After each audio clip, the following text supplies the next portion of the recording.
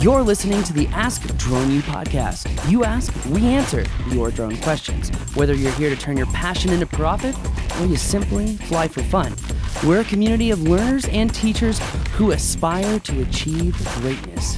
We are Drone U. Hey everyone, and welcome to another fantastic episode of Ask Drone U. My name is Paul, and I have the pleasure of having Mr. John and Josh, the J&J team from KitthyHawk, to join us today to talk about KitthyHawk's news. It's actually multiple developments, from a new dynamic airspace all the way to taking over the FAA's B4UFLY app. So J&J, welcome to the show, my friends. Thank you. Thanks for having us, Paul. Big fans. Well, we're big fans of what you are doing, especially with airspace, because you're kind of changing the way that everyone interacts with airspace. You're making it a lot easier to get all the information that you need to make a safety-based decision to fly. In addition, you're giving people a convenient way to access the LAANC or LAANC system, however you want to pronounce it. So tell us, what is different, what is new about dynamic airspace and the KitthyHawk platform? Yeah, so we got this process started last fall when we were going through the FAA's approval process for LAANC to be a USS to provide authorizations. And in that process, we had to start building our own airspace product. And in doing that, we said, let's take this to fruition. We have a lot of data points. People are putting various data points into KitthyHawk with their flights, with their aircraft. Let's put these pieces together to give people their airspace. And I think that's the fundamental thing that has changed. So I'm glad that you brought that up, because I want to clarify, as a lot of people in some of the online forums have been saying, hey, look, you know, KitthyHawk in their own dynamic airspace, is this really KitthyHawk's airspace, or is this KitthyHawk in conjunction with another company's airspace? And I don't mean like a client or a customer. I mean, like, is there another partner in the works that we should know about? Because I think the rumors are swirling, and I just want to correct everyone out there. This is 100% KitthyHawk airspace. As we said in our blog post, this is patent pending tech that we developed with some KitthyHawk love to make it our own. It's sourced directly from the FAA and sent straight to you with a lot of love. I love that. I'm glad there's no middleman, because that would be rather unfortunate. But KitthyHawk Dynamic Airspace also allows customers to personalize their experience on the app. What can they add in there to help make that that workflow for them as a commercial pilot, or even, you know, as a hobbyist, easier? You know, it's interesting. We've heard from some of our enterprise customers that they want the ability to see the layers that they need. Just because FAA Part 107 mandates that you need to deal with controlled airspace or know that you're in the Bravo, the Charlie, or the Delta, or the Echo, like, those things are important, but those are the base layers of compliance. For example, if there's uncontrolled airports near you or non-towered airports, you probably want to know about that if you're looking to see and avoid other traffic. So being able to see all of that information in the way that you want was really important. So we thought it was really, really critical that we made a platform that was able to be customizable, but also able to accommodate people who don't have the expertise to go and turn it on and off layers. Yeah, no, I think that's really cool, because you can even add layers for your own LAANC approvals and authorizations, right? You can see that all over. But what I really love is the color-coded airspace, right? You really show, okay, green, you're good to go up to 400, you know, yellow and red. I love that. But one of the limitations that I found on other platforms, you know, kind of like Skyward and their desktop services, if you are looking at an airport that is not LAANC or LAANC authorized, you're kind of sitting there like wondering, what am I doing wrong? What am I doing wrong? You know, there's no visualization to say, like, this airport is very geriatric and they are not allowing a clear-cut process to gain airspace access. So I really love that. But to clarify, you can add your own airspace authorizations within your own map, right? That happens automatically. So if you are in KitthyHawk, create an authorization, right when you close that view, you will see that polygon on your map, and you can see if it's authorized, you can see if it's pending further coordination, you can see the details of when it's upcoming, and ultimately this is going to make for people to have, there you go, you got a, there it is. Right there. Yeah. And as part of that, we also, like you said, it was annoying to have to dig into the details, because all these airports have facility maps. It doesn't mean they're active. It doesn't mean all the grids are active. So in our design, those are gray. So immediately you can get a clear sense of, all right, this airport is geriatric, as you said, and I not just for want to have. I'm okay. I'm curious. Is there any geriatric gray above G? Is that what we're going for here? Like coincidence. Yeah. It's gray for gray hair, but ultimately it goes beyond LAANC. If you have a COA, for example, fire us off your COAs. We'll populate them in your account so that all of that information is available to your whole team in real time, no matter what platform you're on. So whether it's the desktop or any of the mobile applications, you have the information you need, when you need it, where you need it. It's frankly really powerful because for a lot of public safety officers who have many COAs in different areas, like for example, we worked with the Rancho Cucamonga Fire Department, and they have multiple COAs because of Ontario's airspace and a couple other airspaces. So I know for them that would be really, really powerful. But if I understand it, guys, dynamic airspace is just the building block. It's just the foundation for everything else that you have coming down the line. So congratulations on B4UFLY. For those listeners out there who don't remember, B4UFLY was an application that was once run by the FAA, and frankly, it fell short in many areas. And it's also kind of the first touch point for many new pilots to get familiar with the FAA. And with you guys, KitthyHawk, taking over this really is going to kind of put a fresh, positive taste in the mouths of new pilots and new hobbyists alike. So tell us about B4UFLY. What's the plan? What is KitthyHawk going to do with their platform? We're super excited about B4UFLY. So ultimately, one of the things that we believe in here at KitthyHawk is that we have to build the industry alongside of our company. And every time somebody doesn't know or flies an airspace they shouldn't or breaches a TFR, that's ultimately holding back the progress that we could be making on the commercial drone industry, recreational or not. So we thought it was important that we took this technology that we've been building for our enterprise operators and we're repurposing it for the B4UFLY folks. And we're putting a lot of thought into this because, as you said, this is the first time people are seeing, whoa, I have to pay attention to this. I have to think about this. And we're putting a lot of thought into how can we make it approachable? Can we use emojis? Do you have to speak English to use this app? Maybe not, right? What if it's just a really big happy face?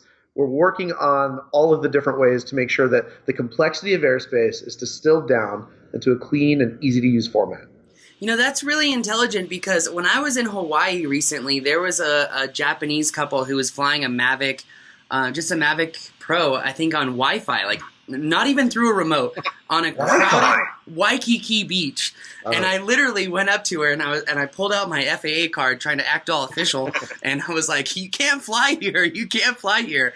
And it just makes you think, like, someone who visits our country but doesn't speak English, how do you have, again, that touch point to educate them? And that's frankly really, really brilliant. So really excited to see what you do. Is there anything new as far as, you know, some of the features maybe that you can kind of hint at?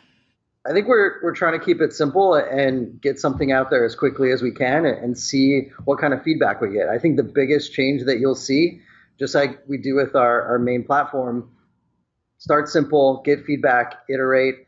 And I think really what we've tried to do with the FAA is start from first principles. What's the purpose of this app? What should it accomplish? Let's start there and not worry about recreating everything that exists.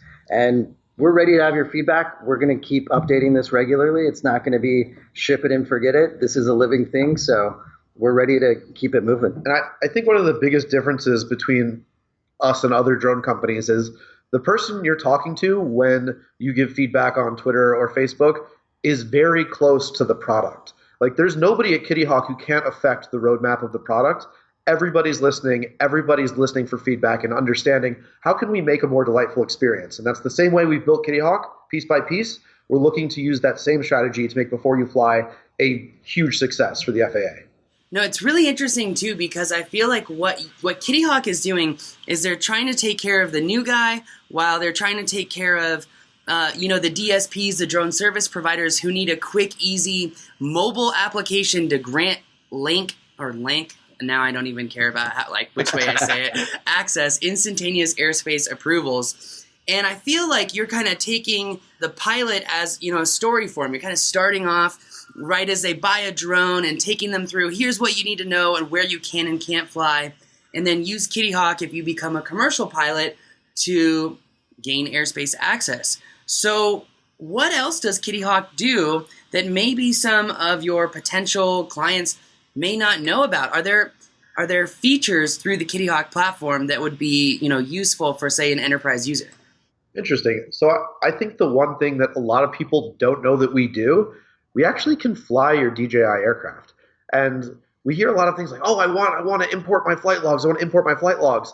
Well, that's great, and we're happy to accommodate that. We have that feature, but you can fly directly from within KitthyHawk, and the minute you take off, that flight log starts. And the minute you land, that flight log goes into KitthyHawk. It doesn't require you to do any extra steps. There's no integrations. There's nothing more to do. It's really simple and clean and easy to keep track of all your flights by doing exactly what you do anyway. That also ties back to dynamic airspace and what enterprises look for, because when you fly inside of KitthyHawk, that telemetry happens live, similar to the demo that we did with InterUSS.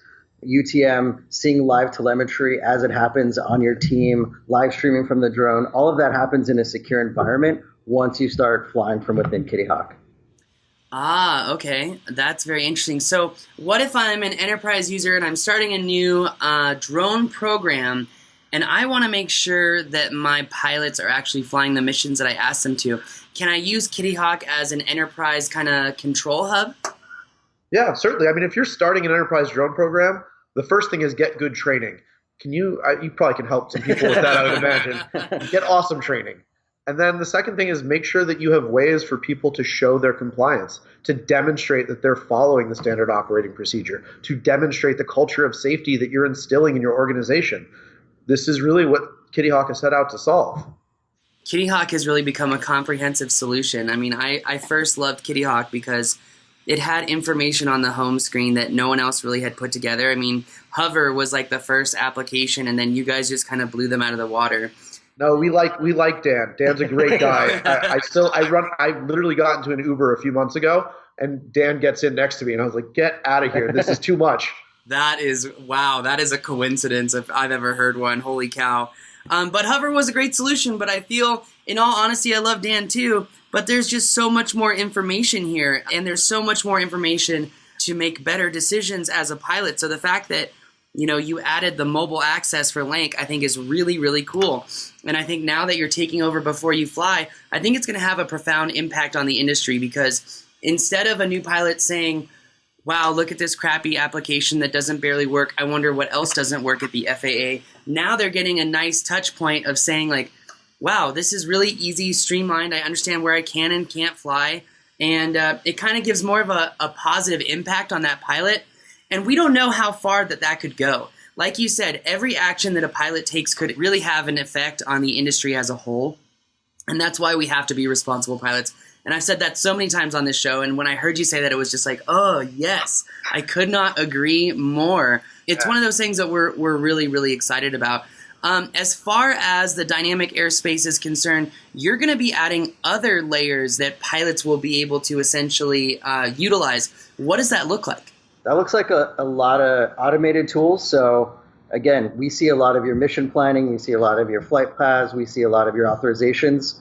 All of that, those layers should populate automatically on your map. But also, what are those, and Josh kind of hinted at this before, there's regulatory things that you want to see on your map, and then there's company specific things that you want to see. Maybe you're a first responder and you want to set a no-fly zone or a boundary that you don't want your team to fly past for whatever reason. You might be in class golf and it doesn't really matter regulatory-wise, but you still want to set those limits. How can you do that programmatically across a platform from your desktop, draw a polygon, upload a map, and have your pilots see that same thing? That's the ultimate goal. So I'll give you an anecdotal example. I was with one of our energy customers, and I'm at this huge, down in Texas, I'm at this huge chemical plant, right? Just all kinds of crazy pipes and steam. It's literally terrifying, like how much is happening around you, and the pressures and chemicals and all the things happening all at once.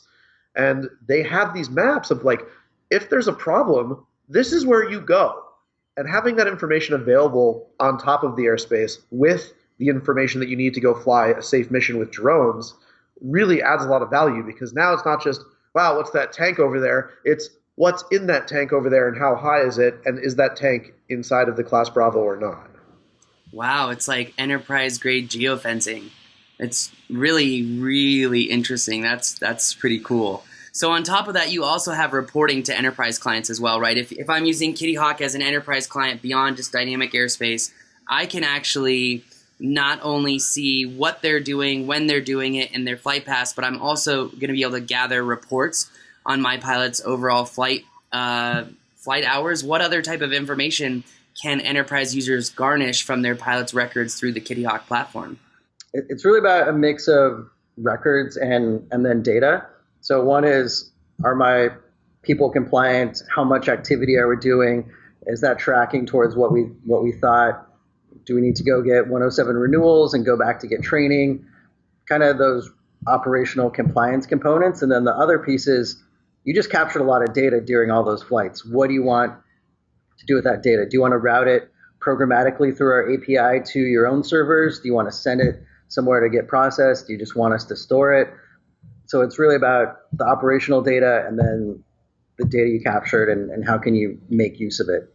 I think one of the most interesting things that we've come to learn after working on this project for 4 years now is that while yes, everybody wants to go do the latest and greatest of technology, enterprises are like, you know what? We're good. We're going to actually, let's take a step backwards and just chill out a little bit. We don't want our people flying as far away as visual line of sight will allow. We don't want them flying at 60 miles an hour down a hill chasing a skier. You know what we're interested in? Go take the picture, do the job, put the drone down, let's not hurt anybody, and let's continue to be boring. That's really that's the goal. How can we be continually boring so that nothing gets out of hand? And ultimately, Kittyhawk's going to be able to help them do that, where we're going to be able to set common sense limitations amongst accounts. As you know, 107 says you can't go faster than 85 knots or 100 miles an hour. I don't know too many roof inspections that require you to go 100 miles an hour. Totally legal, probably not what you want your team doing if you're trying to instill a culture of safety. So we're going to be able to help with kind of this internal compliance as well.